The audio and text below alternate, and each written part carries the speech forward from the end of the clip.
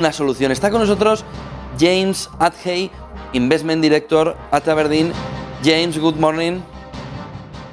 Hi, good morning. Thanks for having this time with us. How do you see the situation at this moment? I mean, first and foremost, it's sad and worrying, obviously, having a military confrontation, so close geographically, really having escalated so quickly from a situation where there appeared to be a diplomatic way forward.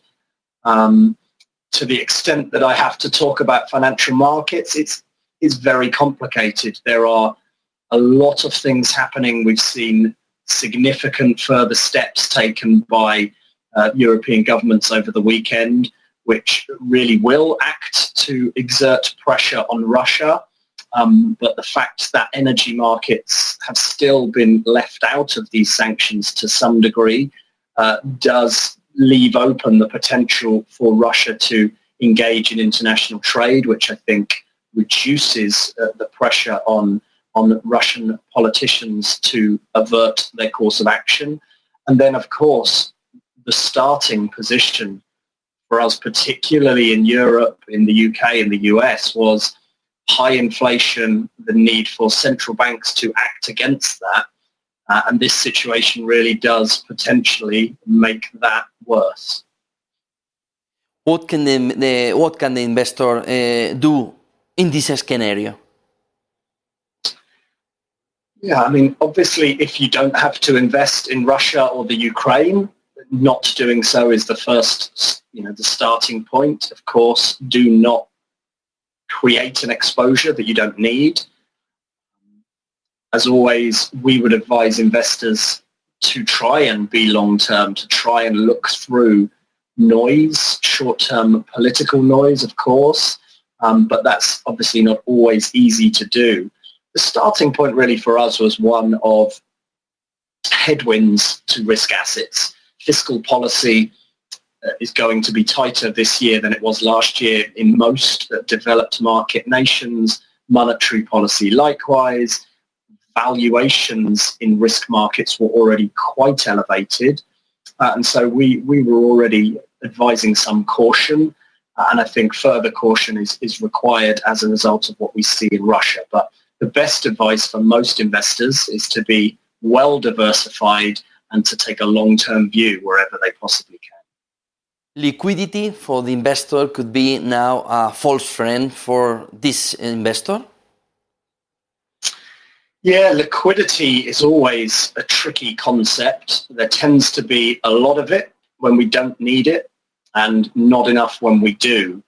And again, having to transact in a market which is as volatile as we see at the moment is always going to be more expensive than it would be at other times. So most investors, if you're not forced to take action, the best course of action is to do nothing, is to sit on your hands and take the long-term view.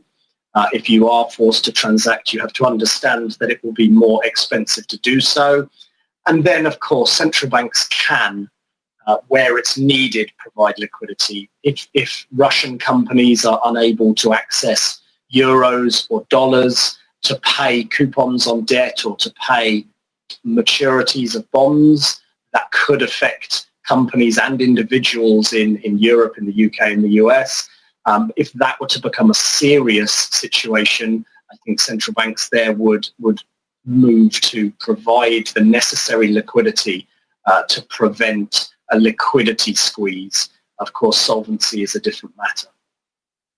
Mario Centeno, Fabio Panetta, European Central Bank, talking about stagflation.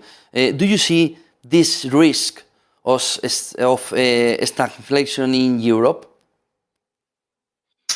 Definitely. I don't think specifically in Europe, but yes, I think the Russia-Ukraine situation I have described as a stagflationary shock. The starting point was that prices are rising faster than wages, so consumers are already facing a situation where they can afford to consume less and less as time goes on, and the breakout of military action really does further pressure key commodity prices higher, oil and gas in particular, which will further erode consumer spending power.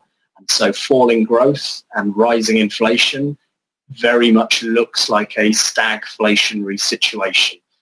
Whether that turns into a true stagflation where we see unemployment rising at the same time that inflation is high and rising, I'm a little more skeptical that we will get there, and hopeful that actually we can resolve the worst of this situation in relatively short space of time.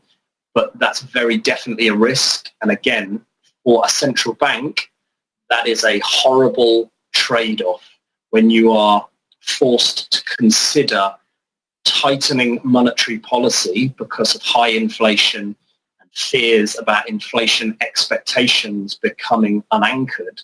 At the same time, you know that growth is already weak and falling.